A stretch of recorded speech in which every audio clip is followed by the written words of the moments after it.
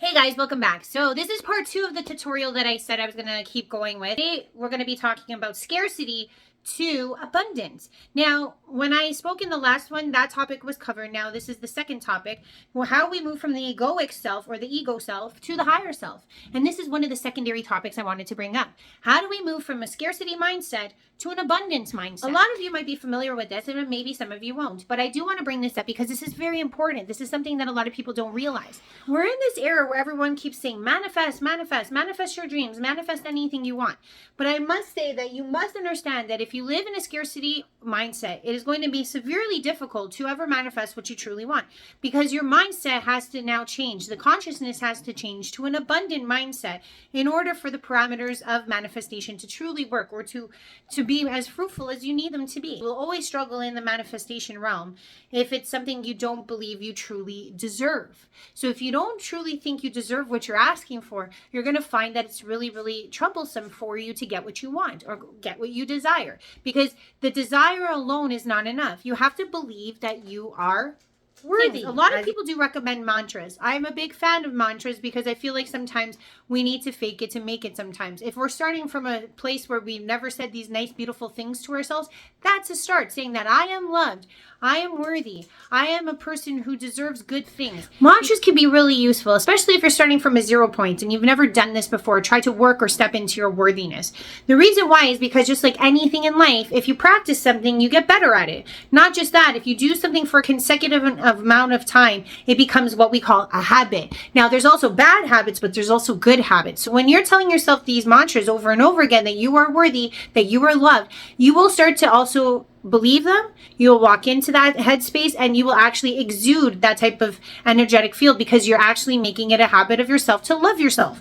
So when you're moving in from a suffering and sad, like I put this over here because most of us feel like the world is in a place of suffering, or the world is in a place of sadness. And I'm not saying that's all of us, but if that is you, you need to start moving into a world of worthiness and deservedness.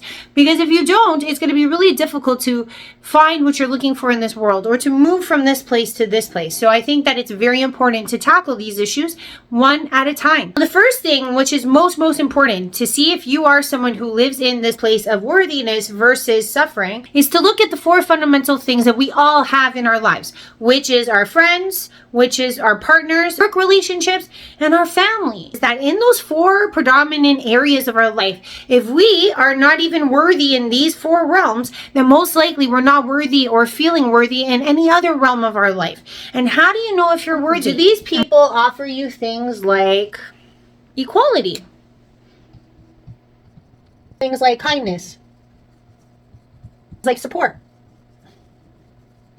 of you, support of yourself. It's not just always monetary, right? Do they back you when you want to do things, or different measures in your life? True love, because that word love can be misconstrued, especially for those that have handled or been handled in a lot of abuse. We might have a jaded idea of what true love is, but I mean from the contemporary standpoint of what true love is, or maybe what you see on television, or maybe what you see in the movies, is actually the closest regard of what it should be or should feel like. So I use that as a barometer in assessing what true love is, because a lot of people have a different, skewed version of what true love is. And the last one being appreciation. So you can see here, equality, kindness, support, true love, and appreciation. That's all on the worthy side. Now, this is for you to answer. Do you feel like your friends, your partner, your work relations, and your family hit all of these markers? And again, answer that to yourself. You don't have to tell anybody, but that's for you to decide. If you're just saying yes to it and it's not really the truth, you're only cheating yourself. But if you find that you're actually like, no, I don't think I get any of these things, or I only get one of these things, or I get some of these things, then your level of worthiness or deservedness is a little slighted, because the thing is that it's hard to, again, manifest the world you're looking for if you don't have these 4 components, or these 4 realms of your existence in a place that is of an abundant nature, in a worthy nature. And those are the first things you may have to look at and correct. And if they're in the suffering or the sadness side of things, is you might have friends and family that lie. You might have people that, like I said, that word abuse. Abuse can be in many forms, okay? It could be emotional abuse, physical abuse.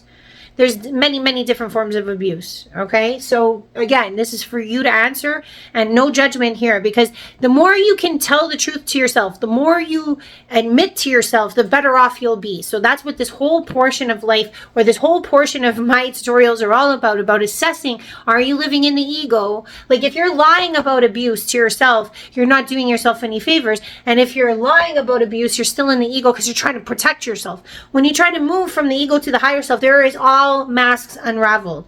All things are transparent in the realm of the higher self, because you're not lying to yourself anymore. So it's very important to admit to yourself if you are being lied to, if you are being abused. When friends that are not being seen in a good light by other of your comrades or a group, let's say, find that they're in hot water, they throw you under the bus and they say that you're the one that felt that certain disgusting or egregious way in order to save face. If this has happened to you, that's called scapegoating. That's where somebody takes your good nature and they throw you under the bus in order to save themselves. Let's say, for example, you're the overreacher, meaning that your friends don't really reach out to you as much as you reach out to them. They don't help you as much as you help them. When you are dealing with the abundant mindset versus the scarcity mindset.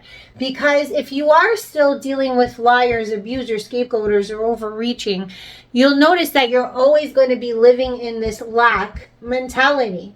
If you live in lack, you can have a very hard time trying to reach for abundance.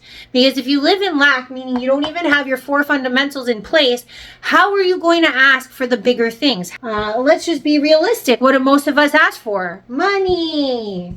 Money, money, money, money, money. How are you going to actually get this bigger ticket item if you don't have these 4 things on lock? Okay, so it's important that if you are someone who is finding that you are in these bad relationships, you have these lack identifiers in your current 4 realms.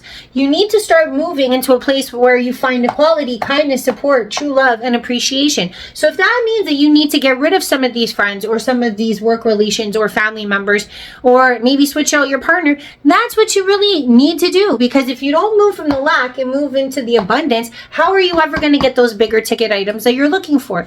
You need to be what you're trying to attract. So if you're in lack, how can you ask for abundance, right? It's a simple analogy. How can you plant a plant or a flower without water, sun, and good soil? You need those things to be in place. You need these 4 things to be fixed first so that you can move yourself from scarcity to abundance. So you move from lack to worthiness. Worthiness is the key to manifestation. So I hope that helps everyone. I hope you found this useful. Work on those 4 realms first. Move them, cross these things out. Find people that do meet you here, meet you in the place of the equality, kindness, support, true love, and appreciation in all realms. And you will find that it is easier to manifest and everything will transform for you. Have a great day, guys, and you will be in your higher self. Bye for now.